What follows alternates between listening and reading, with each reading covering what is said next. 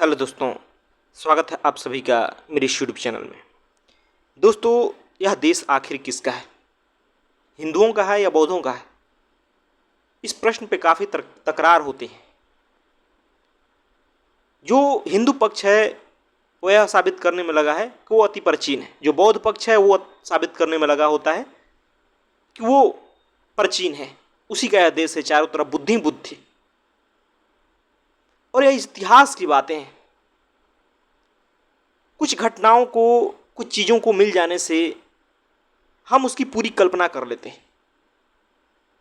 10% चीज़ें अगर दिखाई दे तो 90% की कल्पना हो जाती है कि ऐसे ऐसे हुआ होगा।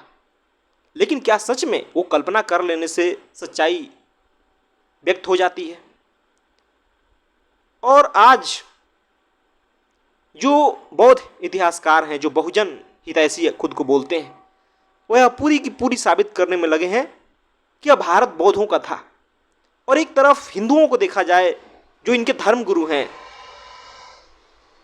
वह यह साबित करने में लगे हैं कि भारत को किसी भी प्रकार से हिंदू राष्ट्र बनाया जाए। कोई बौद्ध राष्ट्र बनाने के लिए बेचैन है तो कोई हिंदू राष्ट्र। और खास करके इन दोनों में लड़ाइयाँ चलती रहती।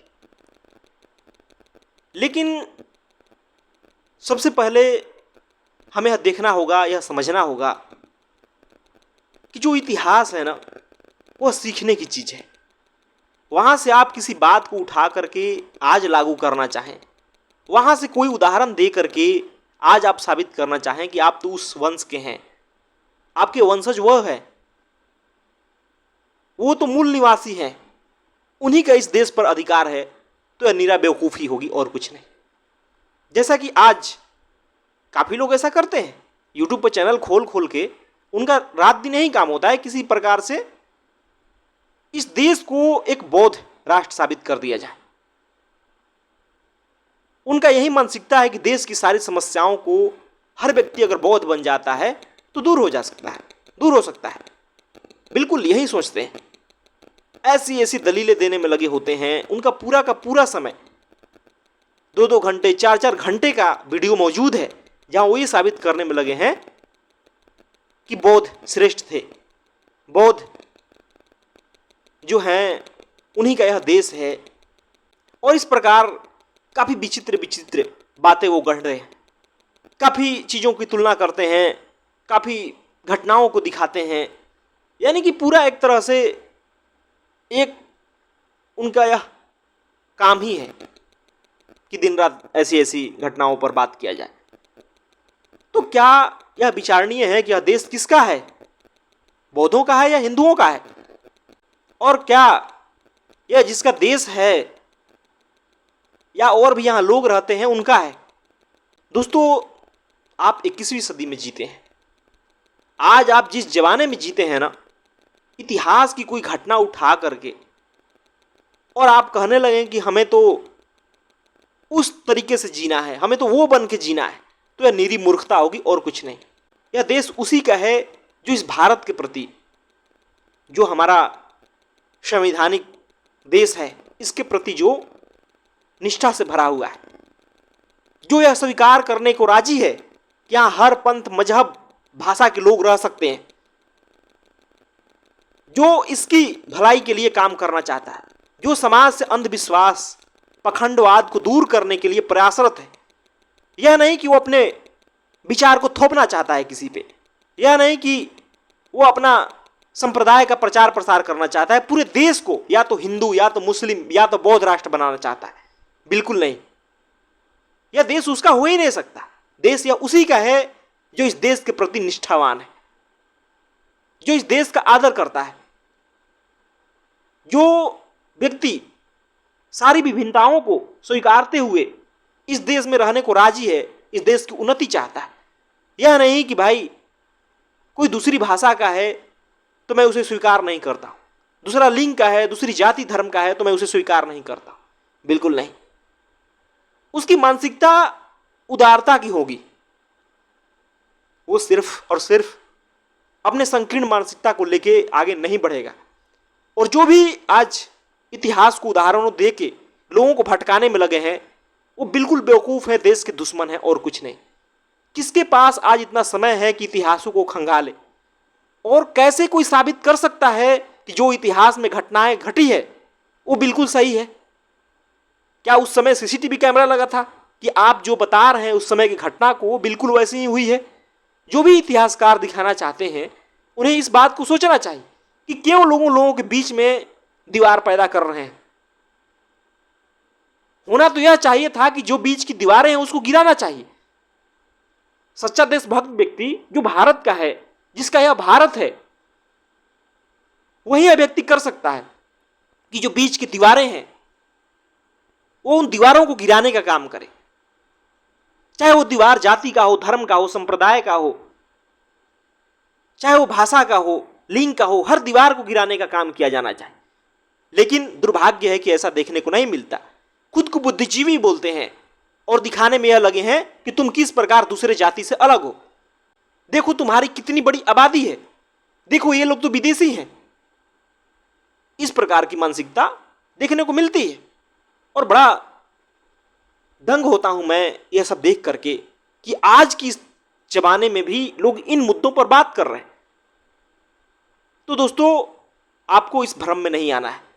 आपको साफ साफ समझना है कि जो इतिहास होता है ना, वह पढ़ने के लिए होता है, समझने के लिए होता है कैसे क्या हुआ। हमारा देश इतना विभिन्नताओं से भरा है। हमारे देश में इस प्रकार से दूसरे जगह से लोग आकर बसे हैं, इस प्रकार यहाँ की सभ्यता संस्कृति मिली जुली है कि इसमें कुछ भी अलग करना मुश्किल है। कि कौन सी बात कहां से आ रही है साबित नहीं किया जा सकता। सिर्फ अटकलें लगाई जा सकती है और बिल्कुल जो बातें अटकलें की होती है उसको लेकर दुखी नहीं हुआ जाता, न उसे लेकर दूसरों से नफरत किया जाता है। हुआ होगा घटना इतिहास में, अतीत में, कौन इसकी हूबहू व्याख्या करे। लेकिन कुछ मूर्ख इतिहासकार बैठ के उसका काम वो काम करते हैं, लोगों को तोड़ते हैं और दिखाने की कोशिश में लगे रहते हैं कि देखो तुम्हारे ऊपर किस प्रकार शोषण हुआ है, यह जाति तो तुम्हारा ही दुश्मन है। यह बखूबी हो रहा है, जो कि बहुत दुर्भाग्य की बात है हमारे देश के लिए। हम आज में जीना ही नहीं चाहते कि आज हमारे देश में क्या हो रहा है, आज मानवता के सामने सबसे बड़ी समस्या क्या है, यह हम देखना ही नहीं चाहते। कितने बड़े दुर्भाग्य की बात है। जबकि आज की समस्याएं जो है उन समस्याओं से कहीं विराट है, कहीं विकट समस्याएं हैं, जिसके कारण आज पूरी की पूरी मानवता संकट में है। लेकिन वो हमें दिखाई नहीं देता। हमें लगता है कि अपने आप को अति प्राचीन सिद्ध कर देने से, अपने आप को अतीत से जोड़ लेने से, अपने आप को अतीत में चिपका देने से हमारा महत्व बहुत बढ़ जाता है। कितने बड़े दुर्भाग्य की बात। हमें नवीन नहीं होना है, हमें नया नहीं होना है, हमें नया नहीं सीखना है। हमें पुरातन में आनंद आता है, जो सबसे पुराना है। और यही तो लोग साबित करने में लगे हैं। जिसे देखो वो अपने आप को पुराना साबित करने में लगा हो और दिखाने में लगा है कि देखो हम सबसे ज्यादा पुराने। अरे तो जाओ उसी जमाने में जियो ना। आज तुम क्या कर रहे हो? उसी जमाने में जीना चाहिए था। वैसे ही कपड़े पहनो, वैसे ही खाना खाओ, वैसे ही चीजों का इस्तेमाल करो। आज तुम साइंस का इस्तेमाल करते हो, विज्ञान का इस्तेमाल करते हो, टेक्नोलॉजी का इस्तेमाल करते हो, आज के तरह वस्त्र पहनते हो और बात करते हो इतिहास की। कितने बड़े दुर्भाग्य की बात है। लेकिन यह लोग समझते नहीं हैं, तो उन्हें समझना चाहिए। इस तरह से धार्मिक गुटबंदी करके सिर्फ आप देश को तोड़ने का काम करते हैं। और निश्चित रूप से जो इस प्रकार की मानसिकता रखता हो उसका तो यह देश बिल्कुल नहीं है। यह देश उसी का हो सकता है, चाहे वो किसी भी जाति धर्म संप्रदाय का हो, किसी भी भाषा का हो, किसी भी लिंग का हो। उसकी अगर देश के प्रति निष्ठा है, भारत के प्रति निष्ठा है, जो भारत से प्यार करता है, जो आज के भारत से प्यार करता हो, सच में उसी का यह भारत है, उसी का यह देश है, जो यह स्वीकार करने को राजी है कि यहां दूसरे धर्म संप्रदाय भी होने चाहिए और हैं, उनके अस्तित्व पर कोई सवाल नहीं खड़ा करता। क्या लेना देना है? अगर कहीं पखंड है, कहीं अंधविश्वास है, कहीं मूर्खता है, तो वो अवेयरनेस से दूर होगी, वो ज्ञान से दूर होगा, शिक्षा से दूर होगा। उसके लिए प्रयास करने की जरूरत है। माता पिता आपके पखंडी होंगे, कोई अंधविश्वास को मान रहे हैं, तो क्या करेंगे आप? उन्हें घर से बाहर निकाल देंगे? या सही बात को समझाने की कोशिश करें? क्या उनके प्रति आपका आदर भाव समाप्त हो जाएगा? नहीं होगा ना। एक बच्चा है जो खिलौने से खेल रहा है, तो क्या उसे आप वैल्यू नहीं देंगे? अरे भाई, उसकी चेतना उस स्तर की है, इसलिए वो खिलौने से खेल रहा है। जैसे जैसे उसकी चेतना ऊपर उठेगी, जैसे जैसे उसके भीतर समझ आएगी, वो अपने आप खिलौना छोड़ देगा। और आप खिलौने से नहीं खेल रहे हैं, तो क्या आपकी चेतना आगे नहीं बढ़ चुकी? आखिर आप आज खिलौने से क्यों नहीं खेल रहे? क्योंकि आप समझ चुके कि खिलौने का मूल्य क्या है। खिलौने का मूल्य बच्चों के लिए है। उसी प्रकार से जो समाज में अंधविश्वास दिखाई देता है, जो कुरीतियां दिखाई देती है, उसका कारण अवेयरनेस की कमी है, ज्ञान और शिक्षा की कमी है, और उसे दूर करने का प्रयास करना चाहिए। जो इस प्रकार से अपने आप को ऐतिहासिक दिखाने की कोशिश है, घंटों लोगों को भटकाने की कोशिश है, जहां लोग सुनते हैं आपको, अपने आप को ऐसा समझने लगते हैं, दूसरे से नफरत करने लगते हैं, इसे सिर्फ आपका और लोगों का समय खराब होता है और कुछ नहीं। इससे सिर्फ और सिर्फ समाज में नफरत पैदा होता है और कुछ नहीं। इस प्रकार की मानसिकता से कहीं कुछ होने वाला नहीं है। न धर्म के केंद्र में ये चीजें हैं। धर्म के केंद्र में, जिस धर्म के केंद्र में सिर्फ अहंकार हो कि मैं बड़ा, मैं बड़ा, भला वो धर्म कैसा हो सकता है? चाहे हिंदू हो चाहे बौद्ध हो, वो धर्म हो ही नहीं सकता। धर्म तो अहंकार को मिटाने की बात करता है। जिसने भी धर्म को अपनाया, जो धर्म के ऊंचे महापुरुष कहलाए, जो बुद्ध पुरुष हुए, जो संत जन हुए, उनके जीवन में कहीं अहंकार देखने को नहीं मिलेगा। उन्होंने तो अपना सब कुछ छोड़ दिया, नाम, पद, प्रतिष्ठा सब कुछ छोड़ दिया। यहां तक देखने को मिलता है कि वो एक नए नाम ग्रहण करते हैं। लेकिन दुर्भाग्य है कि जो उन्हें पकड़े हैं, जो उनके अनुयायी हैं, वो उनसे अपने आप को जोड़ करके अपने आप को महान साबित करना चाहते। न उनके जैसा उनके पास त्याग है, न उस प्रकार से जीवन को समझने की कोशिश करते हैं। सिर्फ और सिर्फ अंधभक्ति करते हैं, और जिसके कारण सिर्फ एक भीड़ का हिस्सा होकर रह जाते हैं। और वही लोग, बस वही लोग दूसरे धर्म को, दूसरे संप्रदाय को देखना नहीं चाहते। उन्हें लगता है कि मैं ही श्रेष्ठ हूं, क्योंकि उनके भीतर धर्म की समझ है ही नहीं। बस वो धार्मिकता को पकड़े हैं, जो ऊपरी ऊपरी चीजें हैं धर्म की, सतही बातों को वो पकड़ लेते हैं। और इसी का परिणाम है कि लोग चाहने लगते हैं कि भाई, अब जब मैं ऐसा हूं तो इस देश पर पूरा मेरा अधिकार होना चाहिए, यह देश मेरा हो गया, सारे लोगों को मेरे विचारधारा को मानना चाहिए, सारे लोगों को ऐसा बनना चाहिए। यह सिर्फ मूर्खतापूर्ण तर्क है। आप 21वीं सदी में जीते हैं, यह बार बार मैं आपको याद दिलाऊंगा। आज यहां जी करके आप जहां चाहे जिस व्यक्ति को चाहे पढ़ सकते हैं, सुन सकते हैं। जिस प्रकार मानवता की उन्नति हो सकती है उसे करने की जरूरत है। और वो किसी भी धर्म संप्रदाय से बातें आ रही है तो उसे निकालने की जरूरत है। ऐसा नहीं है कि आप किसी धर्म को मानते हैं या कुछ भी हैं आप, तो आप किसी और धर्म से ना सीखें। यह सिर्फ संकीर्ण विचारधारा का परिणाम। अपने आप को थोड़ा मुक्त बनाइए, अपने आप को थोड़ा उदार बनाइए, स्वतंत्र विचार रखिए। आपकी चेतना मुक्त है। यह कोई गुट या कोई धर्म संप्रदाय में सिर्फ चिपक जाने के लिए नहीं मिली है। आपका जीवन बहुत कीमती है, इस बात को समझिए। तभी जाकर के मानवता का उन्नति होगा, राष्ट्र का उन्नति होगा, समाज का उन्नति होगा, और तभी जाकर समाज में शांति स्थापित होगी।